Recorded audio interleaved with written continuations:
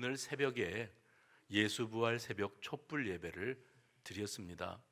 요한복음 20장을 중심으로 해서 죽으면 끝이라고요 하는 제목으로 말씀을 나누었습니다. 세상 사람들이 가지고 있는 명제, 중요한 가치관이 하나 있는데 그것이 단지 세상 사람들에게만 국한되는 것이 아니라 소위 그리스도인이라고 하고 하나님의 자녀라고 하고 살아가고 있는 우리 믿음의 사람들의 삶에도 지대한 영향을 미치고 있는 것이 있습니다. 이 명제를 해결하지 않고서는 우리 신앙에 전진이 있을 수가 없다는 겁니다. 그래서 이 문제를 해결을 해야지 된다 하는 것을 강조하였는데 그 명제가 뭐냐면 죽으면 끝, 죽으면 모든 것이 다 끝난다 하는 사고방식입니다. 그래서 우리 믿음의 사람들은 하나님의 백성으로 이 땅 위에 살면서 내가 주 예수 그리스도를 나의 구주로 영접하고 믿음으로 그분을 나의 주님으로 모셔드리면 죽어도 살고 이 땅 위에 살아가면서 우리가 주님을 섬기고 예배하고 기도하고 경건한 삶을 살아가다가 주님께서 언젠가 나를 부르시면 내가 이 죽음이라고 하는 과정을 통과, 그 문을 넘어서 그 다음에 영원한 세계로 들어가는 거예요. 이 땅 위에서 살다가 죽으면 끝, 이것이 세상 사람들이 가지고 있는 가치관이라면 우리는 압니다. 이성적으로 뭘 알고 있는가 하면 아니다, 죽어도 영원한 세계가 있다, 영원한 벌, 영벌의 세계가 있고 영원한 복, 영생복락의 세계가 있다, 이거를 이성적으로는 압니다.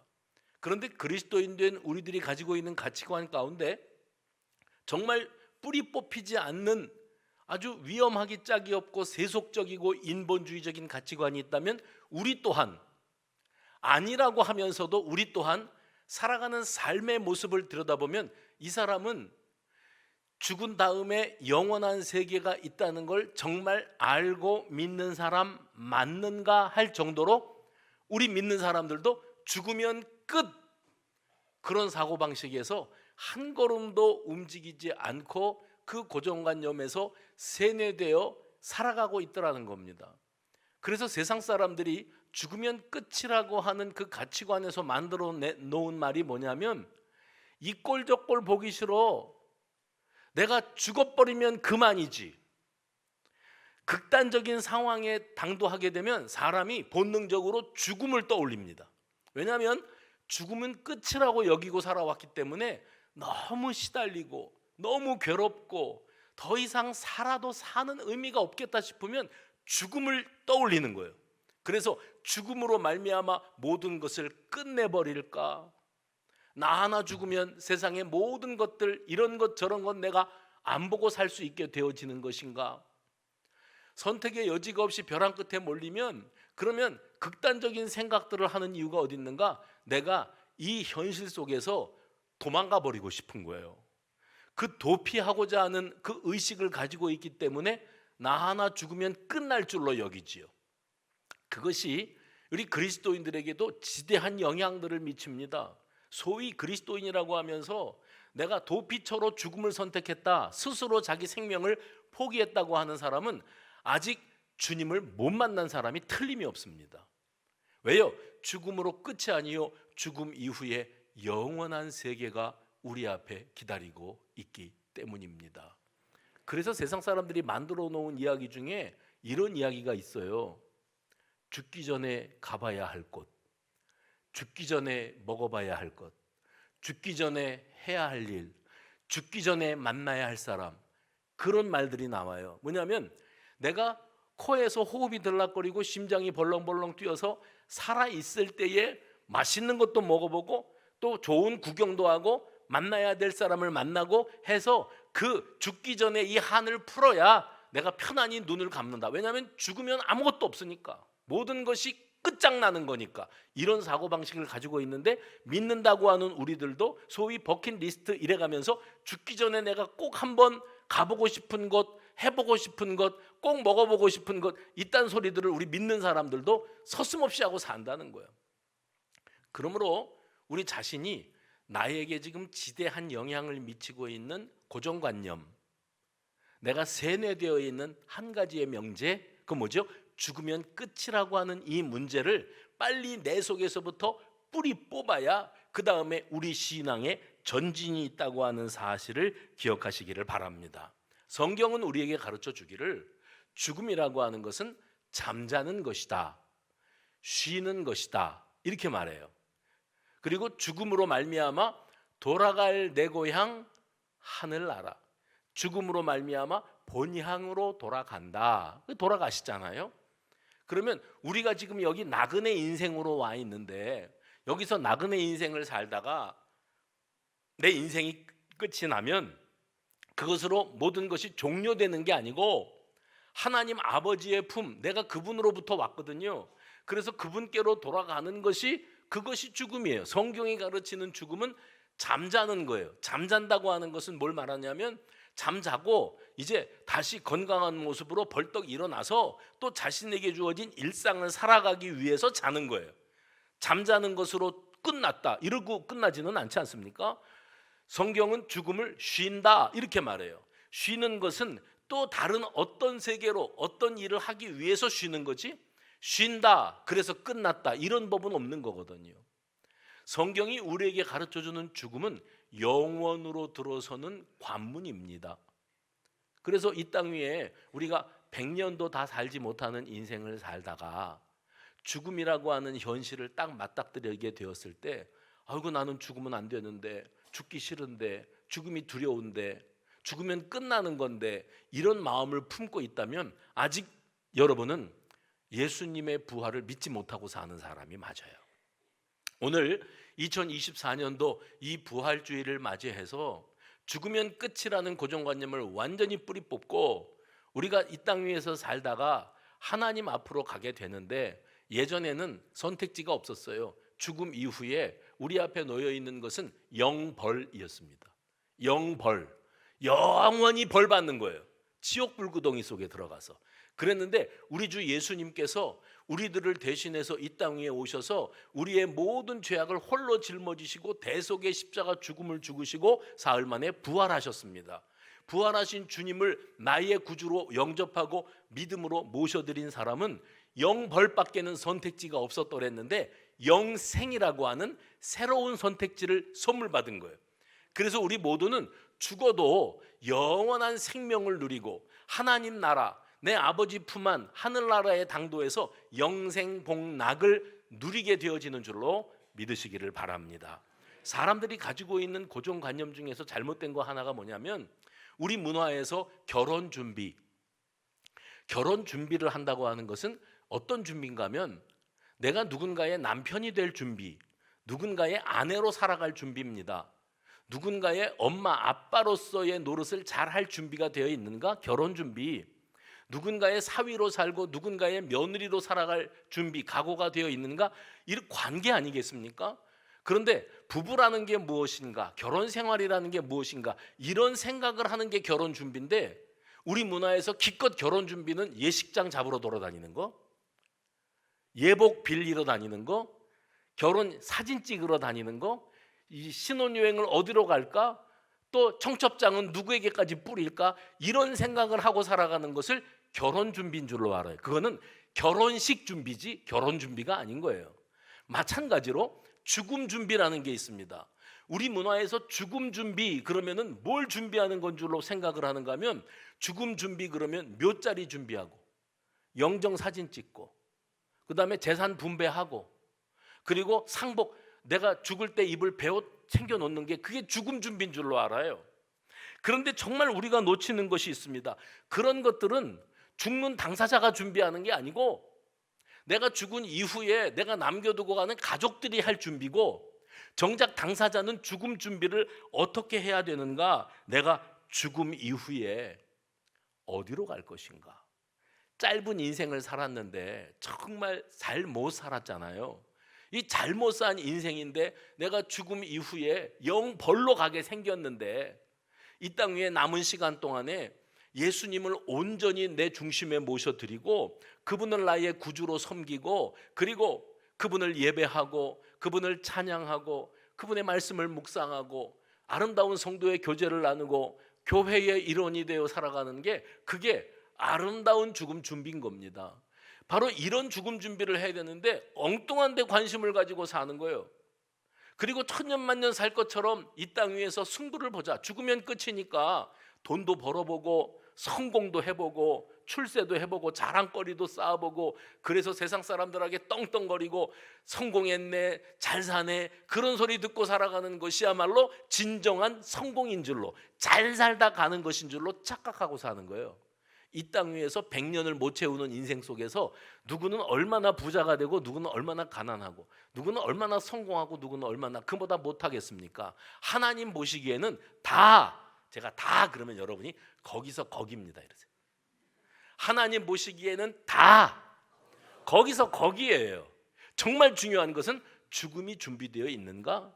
죽음 이후에 영원한 세계가 우리 앞에 펼쳐지게 될 것인데 그 영원한 세계를 영생으로 들어갈 것이냐 영벌로 갈 것이냐 이게 이 100년 안쪽을 살다가 가는 우리의 현실 속에서 판가름이 나는 겁니다. 그래서 예수님을 알고 예수님을 믿고 그분을 나의 구주로 모셔드리고 살만한 그런 기회가 수없이 우리에게 찾아오지만 죽을 준비가 안 돼 있어요. 이 땅 위에 사는 것이 전부요 죽으면 끝 아무것도 없는 것이니 내가 이 땅 위에서 재미를 볼 것 다 보고 쾌락을 즐길 것 다 즐기고 죄질 것 다 죄짓고 그러고서 살다가 사람들이 손가락질을 해봐야 내가 뭐처럼 벌고 뭐처럼 쓰다가 간다 이러고서 마음속에 머릿속에 무슨 고정관념이 있는가? 죽으면 끝이니까 아무것도 그 다음에는 없는 거니까 이런 신앙을 가지고 사는 사람들이 세상에 널렸어요. 아니 교회 안에도 죽으면 끝이라는 신앙에서 한 걸음도 벗어나지 못하는 사람들이 꽉 찼어요. 바라기는 오늘 우리 주 예수 그리스도의 부활의 날 저와 여러분이 죽으면 끝이 아니다. 죽음 이후에 영원한 세계가 우리 앞에 펼쳐진다 하는 이 사실을 꼭 기억하시기 바랍니다. 제가 어디서 읽은 이야기인데 엄밀히 말하면 역설적으로 사람들이 죽음을 두려워하는 이유는 죽음 자체가 두려운 것이 아니라 죽음 이후에 대해서 두려워하는 것일 것이다. 노벨 문학상을 탄 영국의 유명한 시인 T.S. 엘리엇이라고 하는 사람이 이런 말을 했습니다. 죽음 자체가 두려운 것이 아니라 죽음이 끝이 아닐까 봐 그게 두려운 것일 것이다. 어떻게 생각하십니까? 죽으면 끝이라고 믿고 살았고 실제로 예수 믿는 사람들이 죽음 위에 영원한 세계가 기다립니다라고 말을 해도 죽으면 끝나야 돼요. 죽으면 끝이 아니면 안 돼요. 왜요? 죽음 이후에 내 앞에 뭔가 또 새로운 것이 시작된다면 지금까지 잘못 살아온 내 인생을 어떻게 뒷감당을 하겠느냐는 거예요. 그래서 사람들은 반드시 죽으면 끝이어야 되는데 끝이 아닐까 봐 그게 두려운 것일 수도 있다 이런 말을 했습니다. 예수님이 십자가에 달리셨을 때 양편에 십자가 처형을 당하는 강도들이 매달려 처형당하고 있었어요. 그런데 한편 강도가 예수님을 바라보면서 조롱합니다. 네가 하나님의 아들이라며 그렇다면 네가 거기 십자가에서 뛰어내려와 보고 나도 한번 건져봐봐라 이럽니다. 그런데 놀라운 것은 십자가형은 사형 중에서도 최악입니다. 이 처형을 당하는 사람이 인간이 느낄 수 있는 최대치의 고통을 느끼며 죽고 싶어도 죽어지지 않아서 제발 내 목숨을 끊어달라고 사정을 할 만큼 처절한 고통입니다. 그러니 내 옆에 누가 달려 죽어가는지는 신경 쓸 겨를이 없는 게 십자가형이거든요. 그런데 그 십자가에 달려 죽어가는 그가 예수님을 향하여 조롱의 말을 하고 있어요. 자기도 지금 너무 아프고 괴롭고 죽을 맛일 텐데 예수님을 향하여 조롱의 말을 쏟습니다. 그것도 사람이 얼마나 극악한 존재인지를 반증하는 거예요. 그런데 그 소리를 들은 저쪽 편에 있었던 강도가 이 강도를 책망합니다. 야, 우리가 죽어 마땅한 죄악을 저질러서 그 죄값을 치르느라고 여기에 이렇게 달려 있는 것이지만 이분 예수님은 우리와 같이 이렇게 십자가에 달려 죽임을 당할 만한 어떤 죄도 지으신 일이 없으신 분이시다. 그러면서 예수님께 이렇게 한마디 하지요. 예수여, 당신의 나라에 임하실 때에 나를 기억하옵소서. 저는요, 이 예수님을 조롱했던 강도도 대단하지만 예수님을 조롱하는 일을 책망하면서 예수님께 주님의 나라에 임하실 때 나를 기억해 달라고 하는 이 강도의 이 고백도 대단한 고백이라고 생각을 합니다. 이 사람은 적어도 이런 생각을 가지고 있었을 것이다. 학자들이 이 예수님의 한쪽 편에 매달려 죽어가는 강도를 생각을 할 때 이런 결론을 내립니다. 그는 예수님은 우리와 같은 죄를 저지른 바가 없으신, 죄가 없으신데 억울하게 죽어가고 계시는 분이라고 하는 사실을 인정하고 있어요. 또 한 가지는 그분은 이 세상 사람들이 추종을 했는데 그분의 입으로 말씀하시거나 예전에 선지자들이 말했던 오시마 예고되어 있는 그 구원자 메시아일 수도 있다, 그런 것이 틀림없다, 이런 믿음을, 작은 믿음을 이 강도가 가지고 있습니다. 게다가 어떤 생각을 가지고 있는가 하면 이분이 만약에 숨이 끊어지는 순간에 나를 불쌍한 사람이라고 여기고 나를 낙원에 이르게 하고자 한다면 내가 그 낙원에 들어갈 수 있을 것이다, 그 나라에 내가 들어갈 수 있을 것이다 하는 믿음이 이 강도에게 있었다는 겁니다. 무슨 말입니까? 누구는 죽어가면서도 죽으면 끝, 이런 생각을 안 갖고 죽음 이후에 낙원이 있다, 죽음 이후에 영원한 세계가 우리 앞에 놓여 있다고 하는 사실을 알면서 죽어가고 있었어요. 예수님이 그에게 말씀하시죠. 내가 진실로 내게 이르노니 오늘 내가 나와 함께 낙원에 있으리라. 여러분, 이 강도는 죽음 이후에 자기가 당도하게 될 하나님의 나라, 그 나라를 소망했고 확신했고, 또한 주님은 그에게 그가 소망하는 바 낙원을 약속하신 줄로 믿으시기를 바랍니다. 그래서 예수님께서 부활하신 날, 죽음을 이기고 부활하신 오늘이 주일이에요. 안식일을 지난 첫 새벽으로 시작되는 예수의 부활의 날이 주일, 주님의 날이 되었고 그분의 나라를 소망하고 죽으면 끝이 아니요 영원한 세계가 기다리고 있다는 것을 믿는 사람들이 지키는 부활절이, 이 부활의 날이 예배의 날이고 주일이 된 것을 기억하시기를 바랍니다. 과거부터 지금까지 인간에게 죽음이라고 하는 것은 최종적인 것이고 모든 것의 끝, 종말이라고 여겨졌습니다. 그리고 사망의 권세, 죽음을 두려워하지 않습니까? 사망의 권세는 인생을 공포 속으로 몰아넣는 최고의 권세였습니다. 세상을 호령하던 사람들도 이 사망, 죽음으로 말미암아 역사 속으로 쓰러져 갔던 것을 사람들이 기억하고 있기 때문이에요. 아무개는 그렇게 세상을 호령하고 큰 소리치고 살았는데 지금 어디서 뭐 하는지, 왜요? 죽음으로 떠나갔으니까 끝난 거예요, 인생이. 아무개는 그렇게 부자라고 떵떵거리고 잘난 척하더니 죽음으로 지금 어떻게 되었는지, 그가 죽음으로 모든 것이 끝나버렸고 우리는 그 이후를 알 수가 없다. 그래서 사망의 공포, 이것은 사람들의 느낄 수 있는 최고의 공포의 대상이었고 최고의 권세였습니다. 그런데 우리 예수님의 부활 사건으로 말미암아 그 위세가 대단했던 사망의 권세가 예수님의 부활 사건 앞에 무릎 꿇게 된 줄로 믿으시기 바랍니다. 바로 죽음의 권세보다 더 큰 권세, 죽음의 권세를 극복하는 더 큰 권세로 등장한 것이 예수님의 부활의 사건이었어요. 그래서 이 부활 사건은 인류 역사상 최고의 전환점이었다고 말씀드려도 과언이 아닙니다. 사도의 정내 초대교회가 등장하지 않습니까? 우리는 당연히 어떻게 알고 있는가 하면 초대교회가 태동되게 되어진 것은 오순절 성령 강림 사건으로 말미암습니다. 맞습니다.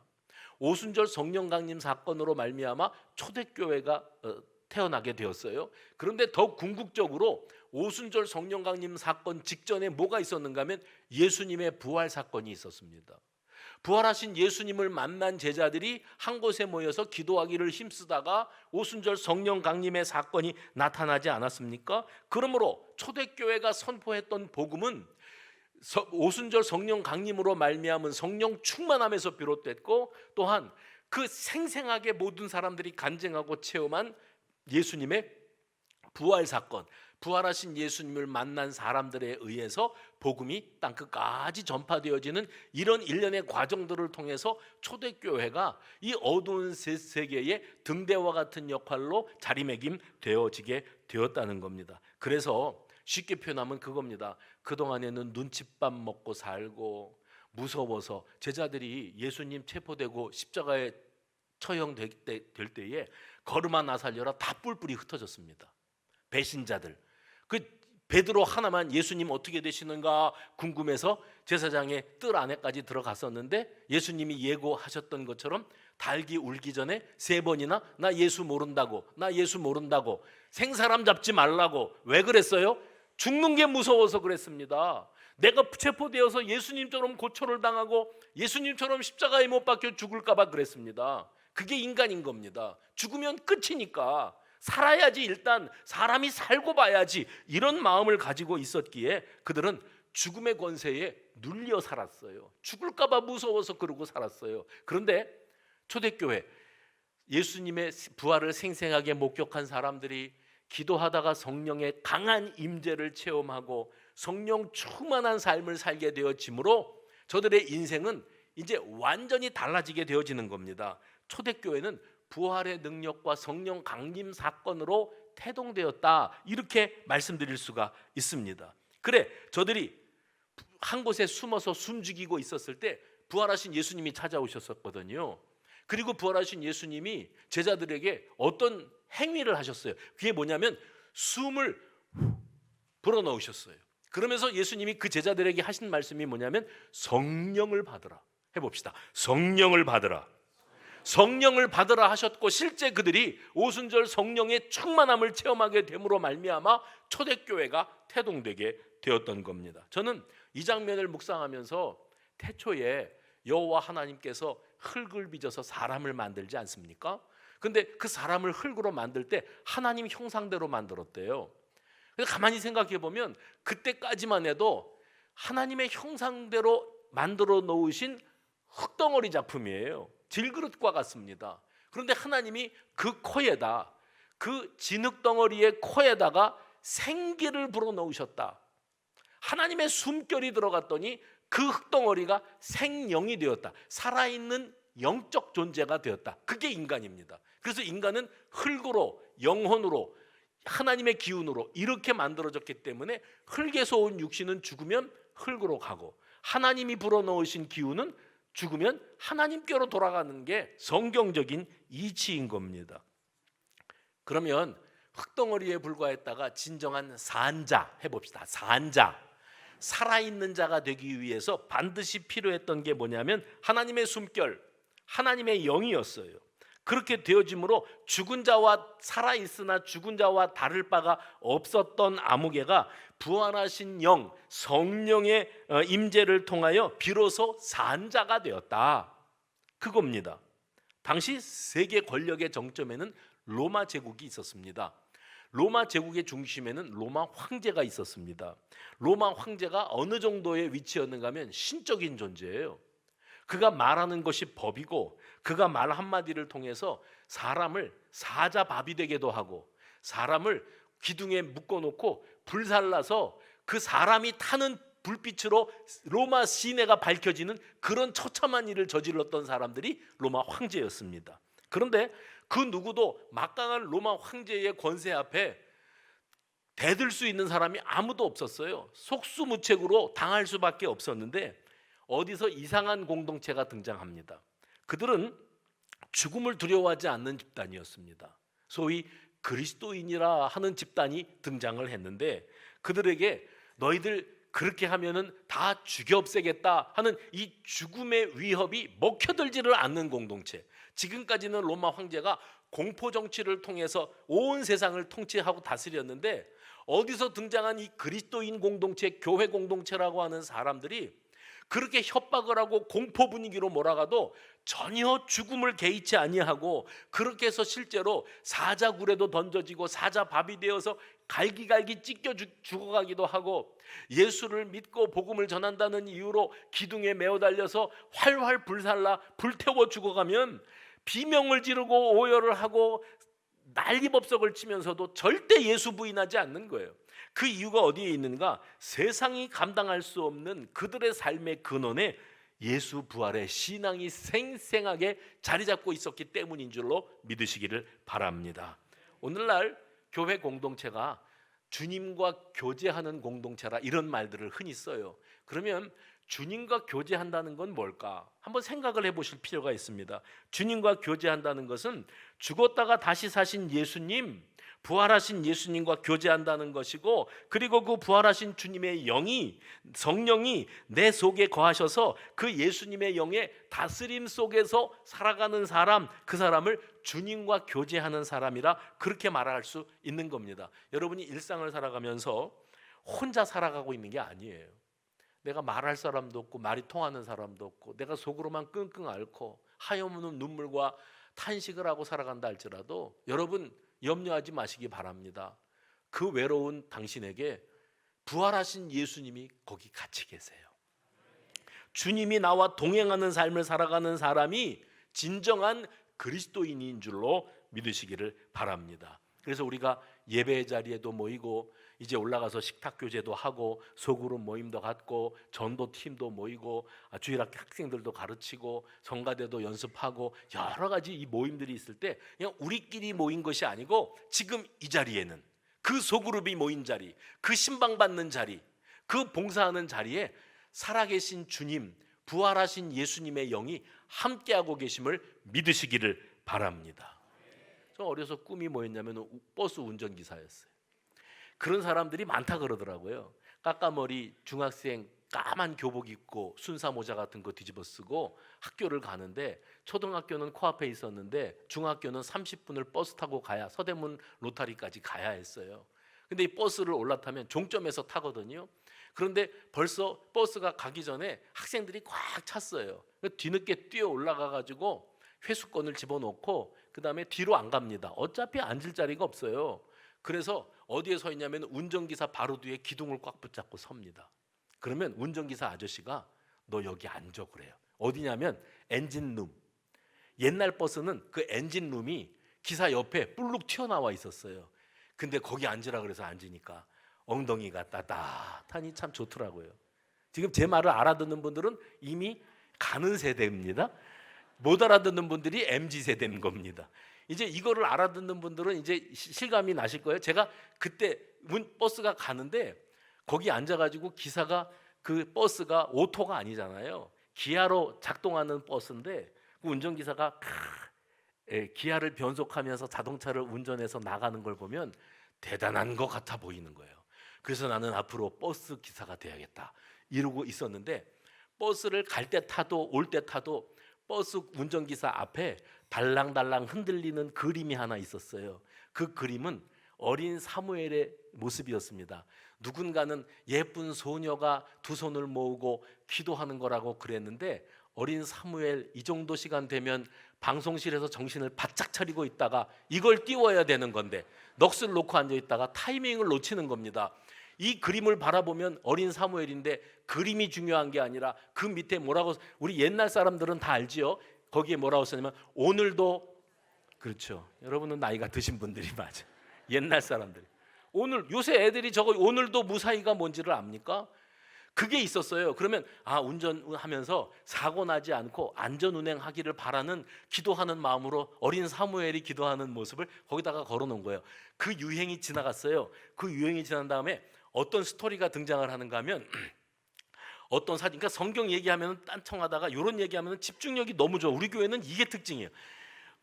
어떤 사진 기사가 들판을 걸어가는데 시꺼먼 그 흙덩어리에 눈이 쌓였다가 녹아내리는데 마음의 감동이 오기를 사진 샤터를 눌러라. 그래서 그냥 눈 녹는 들판을 찍은 거예요.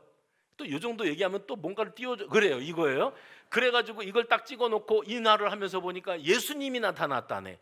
그래가지고 와 신기하다. 아무거나 찍었는데 예수님의 얼굴이 거기 나타났다 그러는데 이것도 믿거나 말거나요. 엉터리같이 만들어낸 얘기인 게 틀리면 그래도 그때 당시 우리가 얼마나 순수했는지 거기에 은혜가 됐어요. 넌 예수님이 보이냐? 나는 보인다.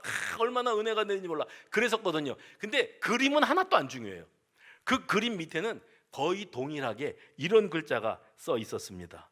예수 그리스도는 이 집의 주인이시요 식사 때마다 보이지 않는 손님이시요 모든 대화에 말없이 듣는 이시라. 여러분이 계시는 그 자리, 나 홀로 외로워서 눈물 쏟고 있는 그 자리에 부활하신 예수님이 함께하고 계십니다. 그리고 그 말에 탄식에 눈물에 귀 기울이고 계세요. 저는 이 글귀가 너무 좋아가지고 한동안 액자, 작은 액자에다가 출력해가지고 제 책상 위에다가 걸어놨던 기억이 있습니다. 부활하신 예수님은 언제든지 어디서든지 하나님을 알고 믿는 신앙의 사람이 있는 그 자리에 동행하고 계심을 믿으시기를 바랍니다. 내가 연약함의 한복판에 있고 내가 할 수 있는 일이 아무것도 없고 선택지가 없다 하는 그 절박한 상황에 빠져 있을 때가 바로 부활의 복음, 우리의 유일한 소망입니다. 부활의 복음이 내게 능력으로 와닿는 순간이 되는 줄로 믿으시기 바랍니다. 사도 바울은 병 들어가지고 이 병 고쳐달라고 내가 복음 증거자로 능력 있게 쓰임 받아야 되지 않겠냐고, 주님 나 고쳐주시면 내가 딴짓 하겠냐고, 열심히 복음 전할 건데 왜 병 들어 고통당하게 하냐고 3번이나 작정 기도했는데 하나님 안 고쳐주셨어요.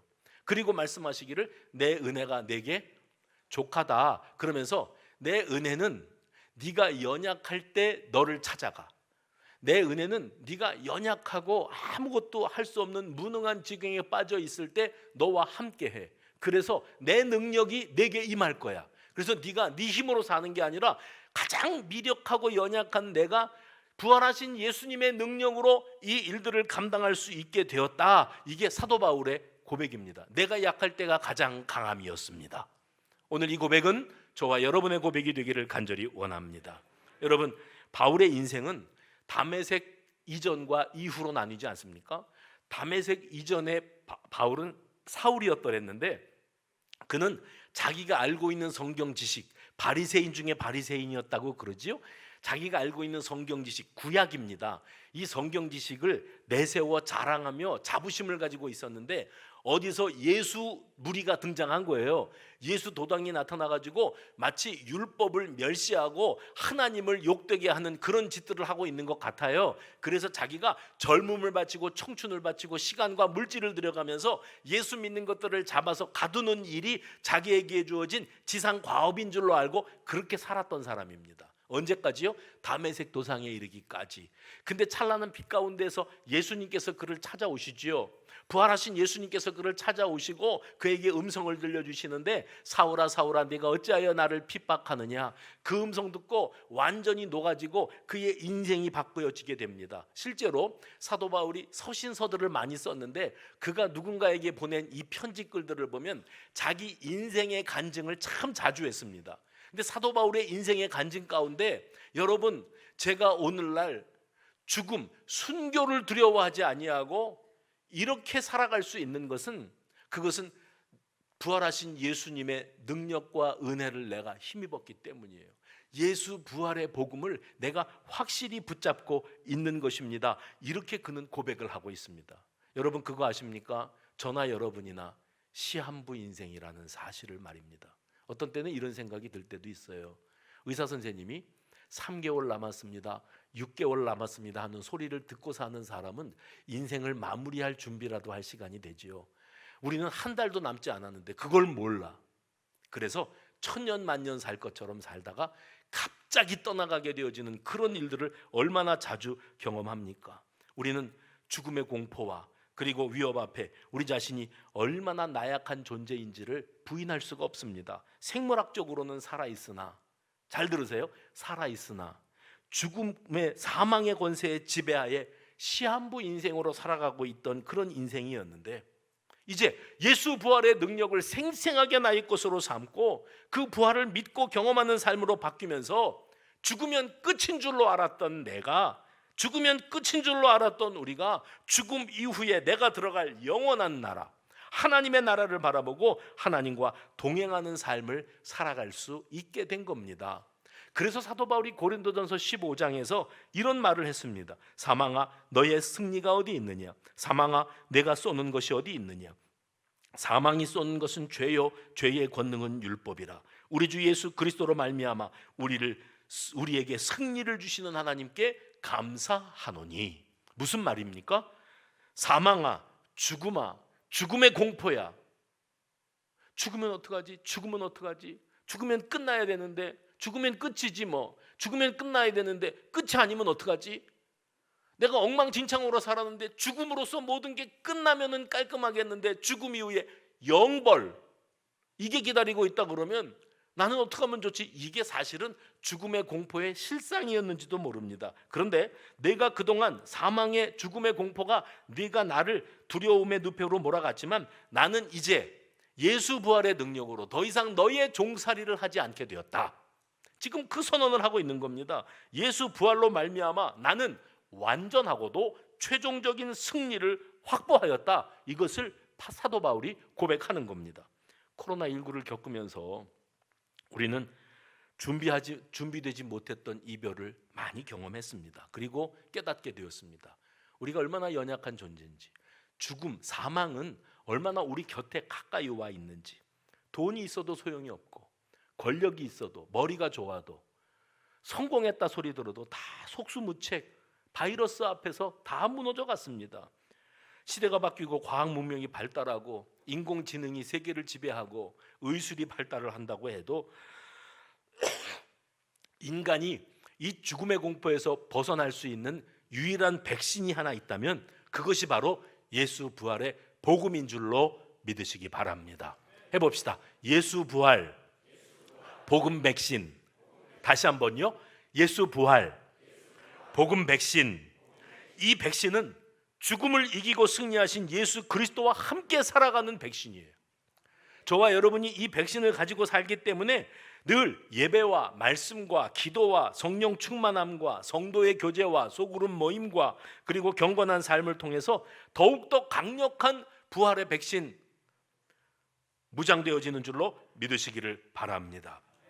죽음 앞에 두려워하고 죽으면 끝인 줄로 알고 죽으면 끝이어야만 했던 우리가 이제는 주눅들거나 두려워할 필요 없이 부활 백신으로 무장하고 나니까 더 이상 두려울 게 없게 되어지는 거예요. 그러므로 그리스도인의 삶의 근간은 바로 부활이라고, 부활신앙이라고 말씀을 드려도 과언이 아닙니다. 지금도 살아계시는 우리 주님은 이 순간에 나와 함께하고 계신다. 부활하신 주님이 내 곁에 계시다.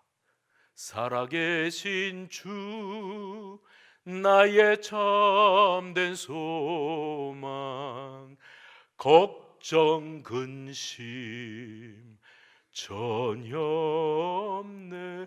살아계신 주, 나의 참된 소망이신 부활의 주님, 그 주님을 내가 모시고 살아가므로 부활의 권세, 부활의 백신으로 나는 두려울 것이 아무것도 없습니다.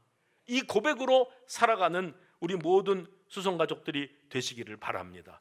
그래서 어떤 사람이 마지막인 줄로, 죽으면 끝이니까 마지막을 준비하고 있을 때 예수 부활의 신앙으로 무장되어 있는 우리는 그 순간, 누군가는 마지막을 준비하는 순간에 저와 여러분은 새 출발을 준비하고 있어야 되는 줄로 깨달으시기를 바랍니다.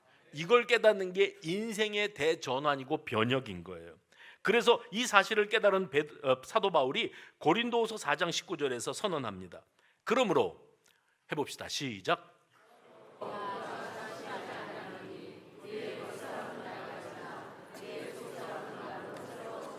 부활신앙으로 무장이 딱 되고 보니까 죽으면 끝이라고 여기고 살았던 사람이 이제 영원한 나라를 준비하는 사람으로 인생관이 바뀌어지게 되어지는 거예요. 그의 초점이 옮겨지게 되어지는 겁니다. 여러분은 지금 우리가 살고 있는 이 세상이 얼마나 심각하게 오염되고 부패되어져 가고 있는지를 목격하고 계십니다. 선거를 앞두고 나라를 이끌어가는 지도자급 인사라고 하는 사람들, 그거는 이쪽이나 저쪽이나 똑같습니다. 양심이 없어요. 부끄러운 거를 몰라요. 얼굴에 철판을 깔았습니다. 내로남불이라는 말은 양쪽에 다 해당됩니다. 뭐지요? 내가 하는 것은 그럴만해서 그랬고 남들이 그러는 것은 기를 쓰고 눈을 크게 뜨고 으르렁거리면서 못 잡아먹어 안달이 나 있는데 백성들이 바라볼 때는 니네나 뭐가 다르냐? 이 선거는 누가 더 싫으냐? 그거로 차선을 뽑는 선거 얼마나 비참합니까? 윤리도 양심도 도덕도 다 무너졌고 사회 질서가 붕괴됐고 상식이 통하지 않는, 내가 여기서 흥분하면 안 되는데 상식이 통하지 않는 이 세상은 절망스러워요. 어디서부터 손대야 될지를 모르겠어요. 아니, 이미 늦었어요. 그런데 오늘 우리에게는 죽음이 끝이 아니라 이 죽음의 관문을 지나 새로운 시작이 준비되고 있다는 사실을 여러분 확실히 붙드시기를 바랍니다. 고린도전서 15장 19절 우리 같이 소리내어 읽어봤으면 좋겠습니다. 시작. 만일 그리스도 안에서 우리가 바라는 것이 다만 이 세상의 삶뿐이면 모든 사람 가운데 우리가 더욱 불쌍한 자이리라. 무슨 소리입니까? 구원의 확신을 가지고 이 세상에 주어진 나름대로의 삶의 길을 걸어가고 있는 우리에게 이 땅에서의 이게 전부라면, 그래서 죽으면 모든 것이 끝나는 것이라면 우리처럼 불쌍한 인생이 또 없을 거라는 거예요. 술도 마음대로 못 먹고 담배도 안 피고, 물론 다 야금야금 하는 거 다 알고 있습니다만은, 쾌락도 못 즐기고 죄도 못 짓고 눈치 봐가면서 또 죄 짓고 회개하고 마음이 무겁고 죄책감에 눌리고 그리고 살아요. 그런데 그렇게 살다가 죽어요. 그리고 끝나요. 그처럼 불쌍한 인생이 어디 있어요? 죄도 마음대로 못 져보고. 그런데 그러면 우리가 제일 불쌍한 인생이리라. 그런데 이 땅 위에서의 삶이 전부가 아니다. 하나님께서 우리 죽음 이후에 영원한 나라를 준비해 놓고 계시다. 다시 말씀드려요. 원래는 영벌밖에 없었어요. 선택의 여지가 없이 여기 있는 저와 여러분 모두가 다 영벌, 심판을 통해서 지옥으로 가게 직행 버스를 탄 사람들이었었어요. 그런데 우리 예수님의 대속의 죽음과 부활로 말미암아 우리에게 새로운 노선이 열린 겁니다. 그게 바로 영생 복락의 길, 하나님의 나라에 들어서는 길이 약속된 줄로 믿으시기를 바랍니다. 바로 그 신앙을 가지고 살아가는 사람은 이 땅 위에 살아가면서 억울할 것도 미련을 둘 것도 두려워할 것도 전혀 없는 인생이 되었어요. 모든 것을 초연할 수 있는 사람이 되어진 겁니다. 우리에게 부활의 산 소망을 주신 주님, 하나님 아버지께서 감당할 수 없는 이 은혜를 부어주셨으니 그 나라를 바라봄으로 부활신앙은 지금 이 순간 단식하고 절망하고 낙담했던 우리가, 그렇지, 죽으면 끝이 아니지, 내가 이루고만 살다가 끝난다면 세상에 나는 제일 불쌍한 사람일 거야. 그런데 내가 죽음 이후에 영원한 나라가 기다리고 있어. 하나님 아버지께서 위로하시고 보상하시고 치유하시고 회복시키시고 눈물 닦아주시고 온전케 하시는 그 나라가 내 앞에 놓여 있다고 하는 확실한 신앙을 부여잡고 2024년도 부활절은 죽은 예수를 무덤에서 찾다가 누가 예수님의 시신을 옮겼는지 내가 알지 못해서 이럽니다 하는 마리아를 예수님께서, 부활하신 예수님이 마리아야 하고 부르실 때 돌이켜 그분이 예수님인 것을 단번에 알아보고, 아, 예수님 부활하셨군요. 제가 부활하신 예수님을 시체 예수님으로 알고 그 죽은 예수 시신을 누가 옮겼느냐고 야단법석을 쳤는데 예수님은 살아나셨군요. 여러분들을 오늘 주님이 불러주셨으면 참 좋겠습니다. 수성교회 아무개야, 내가 죽은 예수가 아니란다. 나는 부활한 예수로 너와 함께 있단다. 그것이 우리의 위로가 되고 우리의 소망이 되고 우리가 이 땅 위에 살아갈 이유가 되는 그 은혜가 있기를 주님의 이름으로 축원합니다. 전능하신